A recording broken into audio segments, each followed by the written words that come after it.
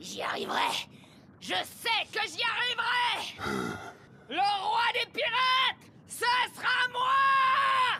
Salut à tous les pirates, vous avez reconnu Luffy ou Luffy pour ceux qui disent ça en mode VO. Aujourd'hui, on va parler de One Piece. Et ouais, ça peut paraître bizarre de voir ça sur un épisode de podcast, mais on va parler de One Piece. Qu'est-ce que c'est que One Piece? C'est un manga. Ça te paraît peut-être, encore une fois, improbable de parler de ce sujet-là. Et aujourd'hui, je vais t'expliquer pourquoi tu dois lire One Piece, même si t'aimes pas les mangas. Alors, pourquoi il y a tant de hype autour de One Piece, qui est un simple manga en réalité, hein, pour les non-connaisseurs, ils vont me dire, ouais, bah, oui, c'est un manga, ok, c'est un truc de gamin, quoi. Alors, on reviendra après sur le fait que c'est absolument pas un truc de gamin. Je me sens insulté là quand je dis ça, mais c'est plus que ça. C'est plus qu'un simple manga et vraiment ça mérite un épisode de podcast à ce sujet sur le Training Therapy Podcast évidemment. Et si ça te paraît chelou, bah écoute jusqu'au bout parce que je pense que ça va te donner pas mal de petits tips qui vont être pertinents. One Piece, ça fait plus de 20 ans que ça existe. 20 ans, imagine 20 ans, vraiment 20 ans, c'est ultra long. Moi j'ai 28 ans, ça veut dire quand j'avais 8 ans, c'est sorti. Donc c'est quand même assez fou, ça fait plus de 20 ans que ça existe. Enfin non, c'est même sorti avant que j'ai 8 ans, c'est sorti en 97. Donc j'avais 5 ans. J'avais 5 ans quand One Piece est sorti. Bon, à la base, un manga, c'est fait pour divertir, mais là, clairement, ça va plus loin. Pourquoi c'est une des plus grandes œuvres de tous les temps? Et je dis bien œuvre, parce que pour moi, c'est au même titre que Le Seigneur des Anneaux, que Harry Potter, même si ça n'a rien à voir, bande de moldus, évidemment, on n'est pas avec Drago Malfoy là, mais voilà, c'est quand même quelque chose qui est ultra charismatique, et la hype autour, elle est pas faite pour rien, et c'est vraiment intéressant de voir qu'aujourd'hui il y a des gens de mon âge, des gens beaucoup plus jeunes, 10-12 ans qui kiffent One Piece, et des gens plus vieux, 40-50 ans qui kiffent aussi. Et c'est vraiment intéressant, on va creuser dans le pourquoi du comment, pourquoi les gens aiment One Piece. Alors, One Piece, ça sort après la référence des mangas, donc Dragon Ball.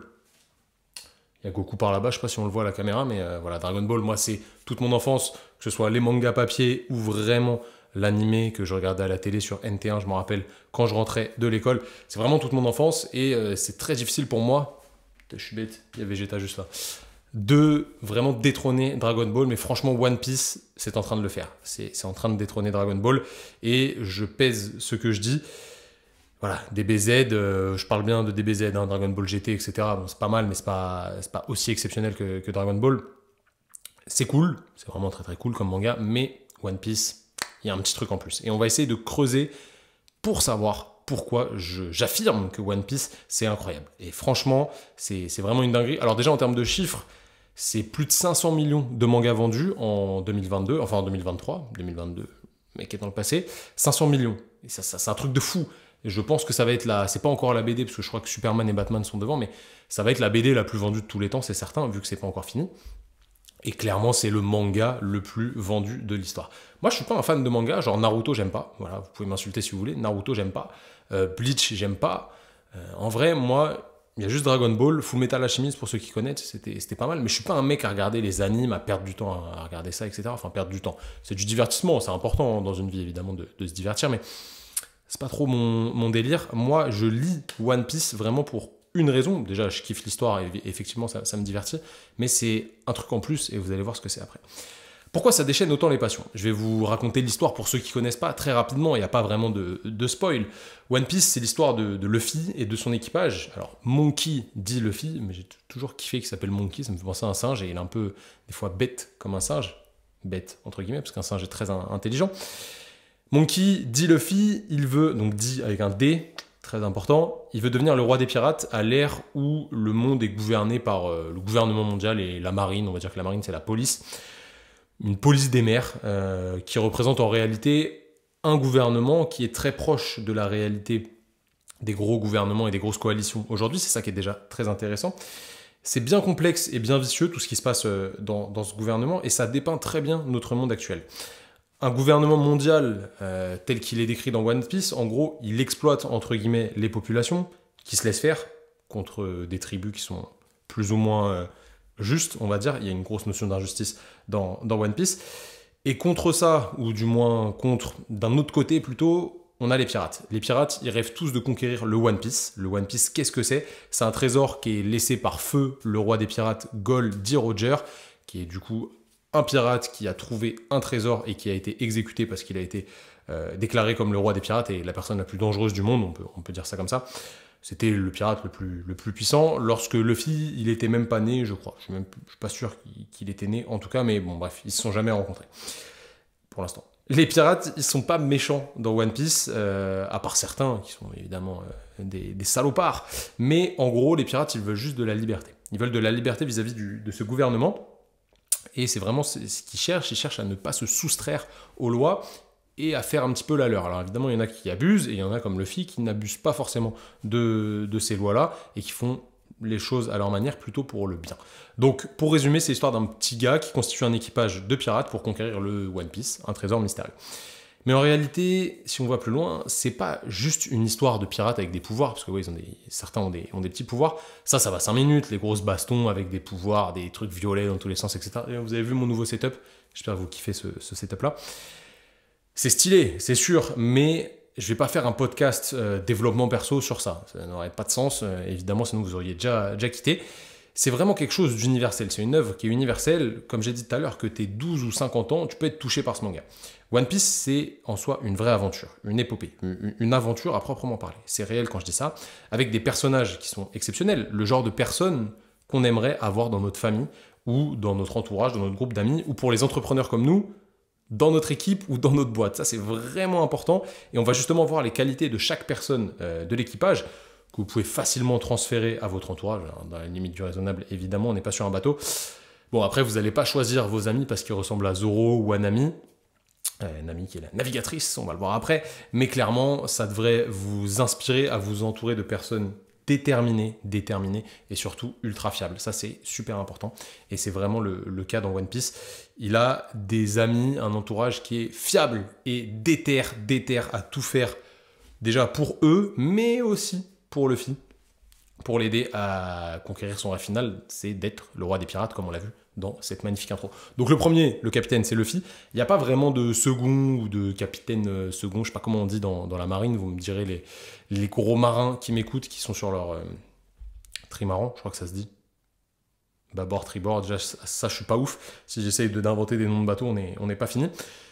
Le bras droit de Luffy, on peut dire ça comme ça, c'est Zoro. Zoro, c'est c'est le mec le plus stylé selon moi dans One Piece. Il s'entraîne tout le temps. Il a juste un défaut, c'est qu'il sait pas trop s'orienter, mais sinon il est trop chaud, il progresse tout le temps, il s'entraîne, il fait vraiment du sport. Vous le voyez soulever de la fonte, etc. Il est incroyable. C'est le bras droit de Luffy, c'est la première personne qui recrute dans son équipage. Il veut faire un équipage de 10 personnes à la base. Il veut 10 passagers, 10 équipiers sur son bateau, et il y arrive petit à petit. Ensuite, on a Nami, la navigatrice. Usopp, le tireur d'élite, qui est un petit peu la victime de l'équipage au final. On a Sanji, le cuisinier, qui cuisine avec les mains, mais qui se bat uniquement avec les pieds pour pas salir ses mains. Et c'est important dans le manga. On a Chopper, le médecin, qui est une espèce de reine, qui a des pouvoirs et qui est médecin, et qui petit à petit s'améliore en médecine.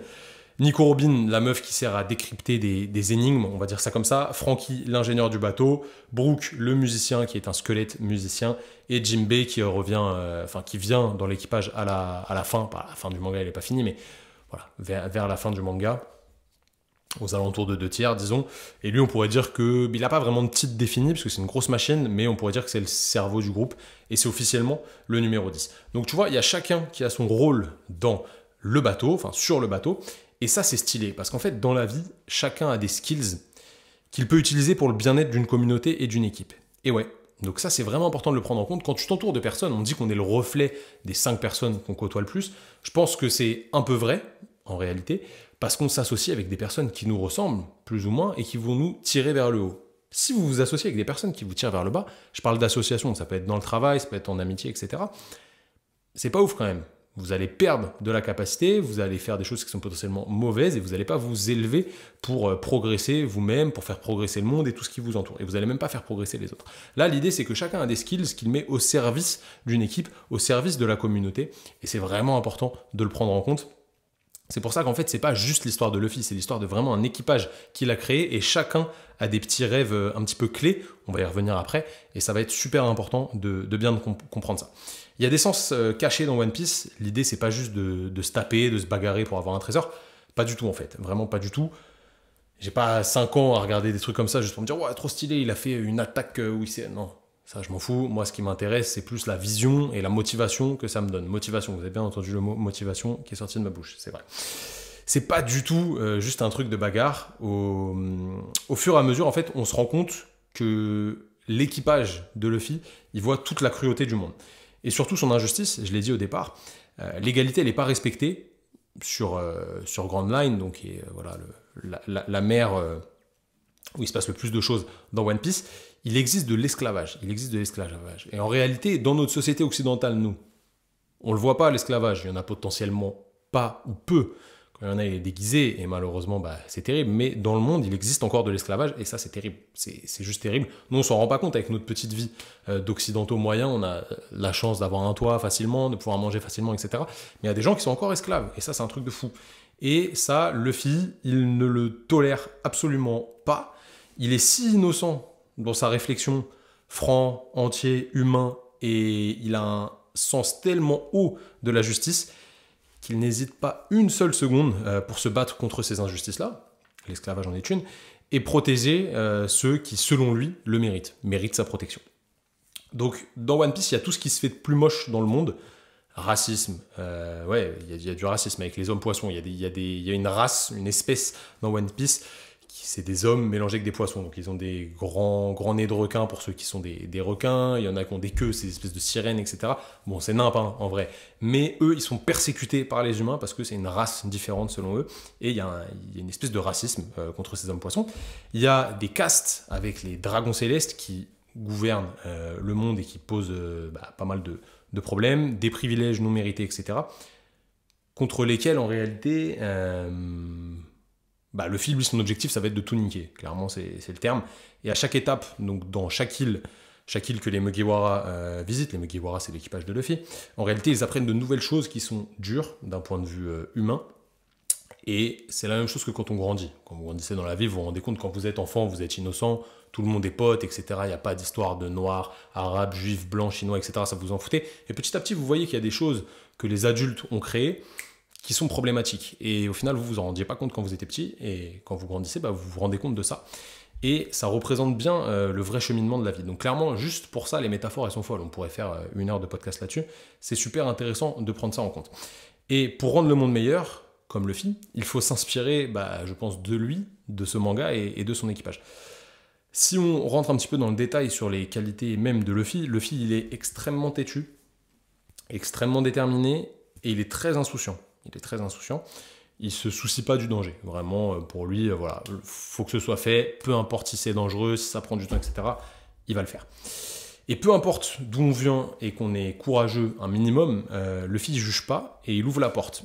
Il juge sur les actes que font les gens. Il ne juge pas sur qui sont les gens. Donc, il ne va pas juger sur la provenance ou la classe sociale, mais vraiment sur ce que tu es capable de faire et ta motivation, ta volonté à faire quelque chose. Donc, je pense que tu as capté un petit peu l'image. C'est quelqu'un qui est vraiment entier. Le mec, il n'existe même pas, tu vois, mais tu as compris ce que je voulais dire. Et c'est intéressant de réfléchir comme ça, en étant évidemment adapté au monde dans lequel on vit, puisqu'on n'est pas non plus dans un manga, mais je pense qu'il y a pas mal de choses importantes à en tirer. Et il a un rêve, comme je l'ai dit au départ et comme vous l'avez entendu, c'est de devenir le roi des pirates.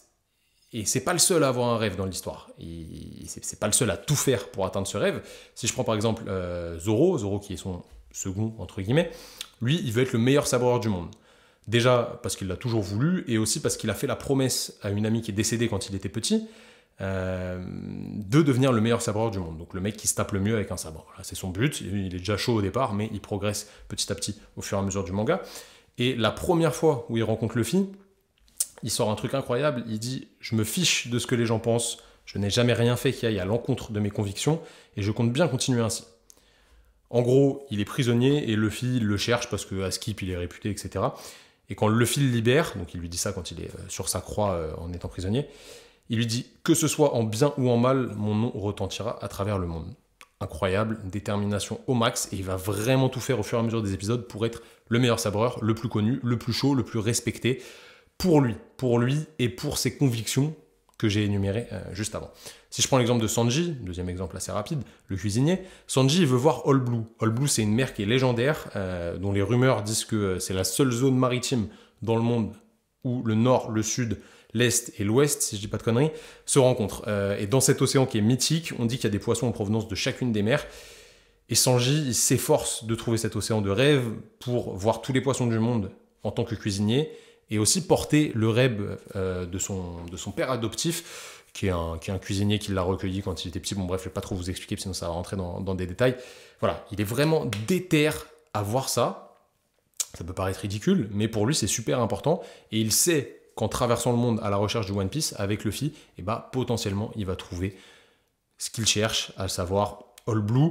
Bon, Sanji, il a plein d'autres objectifs aussi, il se tape très bien, mais Zoro et Sanji, qui sont un petit peu les deux seconds de Luffy, ils donnent tout aussi bien pour leur rêve à eux que pour le rêve de Luffy. Ils n'arrêtent pas de le répéter à chaque fois, Luffy sera le roi des pirates, etc. Donc vraiment, c'est une équipe qui est dédiée à sa propre réussite personnelle et dédiée à la réussite de son capitaine. Donc en réalité, si on devait résumer un petit peu tout ça, chaque membre de l'équipage, il a une détermination de fou pour atteindre un but qui lui est propre. Et ils mettent tout, mais vraiment tout en place pour atteindre ce rêve. Et ils lâchent jamais, même quand ils sont cramés, même quand ils se sont fait démolir, etc. Ils ont toujours un espoir. Donc il y a vraiment beaucoup d'espoir. Et je pense que dans la vie, toi qui m'écoutes, tu dois avoir l'espoir en toi. C'est important. L'espoir, c'est vraiment un driver qui te permet d'avancer. Il y a toujours de l'espoir. Tant qu'il y a de l'espoir, les choses sont possibles. Dans la vie, c'est vraiment important de le prendre en compte. Ceux qui ont vécu des choses dures, ils le savent. Oui, là, je parle dans tous les sens. On parle d'un manga pour parler de choses dures, etc. Bref, vous avez compris quel sens je mettais derrière ça. Et souvent, on a réduit les bandes dessinées à des trucs de gamins, mais clairement, c'est pas le cas. C'est vraiment pas le cas, car franchement, ça nous apprend de belles leçons de vie.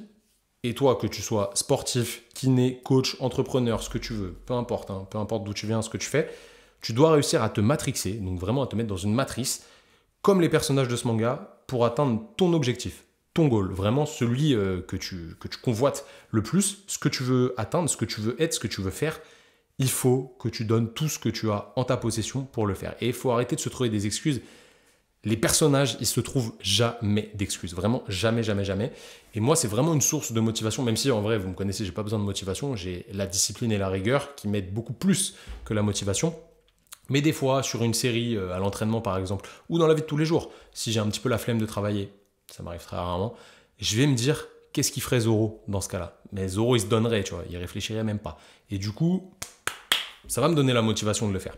Donc, en réalité, petit ou grand objectif, tu dois garder en tête qu'avec le travail, la rigueur et un peu de motivation pour les plus fragiles qui en ont besoin.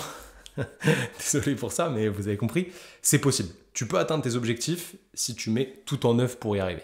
Donc, franchement, si tu as besoin de réflexion, d'un moment de divertissement, mais qui te fait quand même avancer, pas autant qu'un livre de dev perso ou un livre sur l'investissement ou je ne sais quoi, mais qui te fait vraiment kiffer ton moment, t'évader un petit peu, et surtout, voir les choses différemment avec une fiction qui est au final proche de la réalité et qui va te redonner de la rigueur, de la motivation et de l'espoir pour lutter contre